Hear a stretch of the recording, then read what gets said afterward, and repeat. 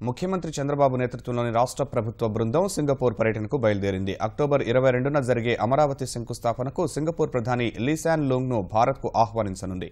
విజయవాడ నుంచి చెన్నై మీదుగా ఈ బృందం సింగపూర్ వెళ్లింది. 2 రోజుల పాటు అక్కడ పర్యటించనుంది.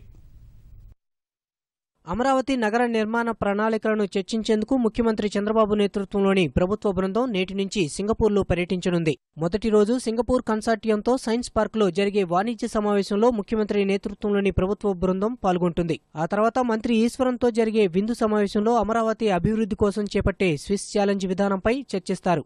సాయంత్రం సౌత్ ఏషియన్ స్టడీస్ ISAS ఇన్స్టిట్యూట్లో ముఖ్యమంత్రి కీలకోపన్యాసం చేస్తారు. అంబాసిడర్ గోపీనాథ్ పిల్లై మోడరేటర్గా వ్యవహరిస్తారు. తర్వాత సింగపూర్ కన్సార్టియం ఇచ్చే విందుకు హాజరవుతారు.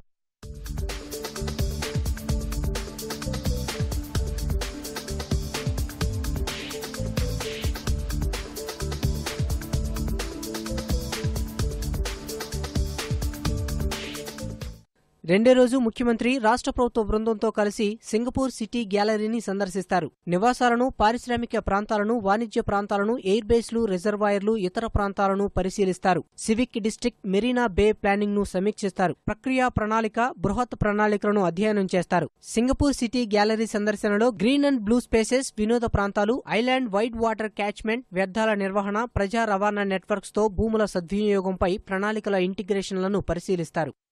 2 రోజుల పర్యటనలో ముఖ్యమంత్రి బృందం 3 టౌన్షిప్లను సందర్శించనుంది. ఈ నెల 22న సింగపూర్ నుంచి రాష్ట్ర బృందం తిరుగు ప్రయాణం కానుంది. ఈ పర్యటనలో ముఖ్యమంత్రి వెంట రాష్ట్ర మంత్రులు యనమల రామకృష్ణుడు, నారాయణ, ప్రభుత్వ సలహాదారు పరకాల ప్రభాకర్, ఉన్నతాధికారులు ఉంటారు. ముందస్తు ఏర్పాట్ల పరిశీలనలో భాగంగా CRDA కమిషనర్ శ్రీకాంత్ శనివారం సాయంత్రం సింగపూర్ బయలుదేరారు.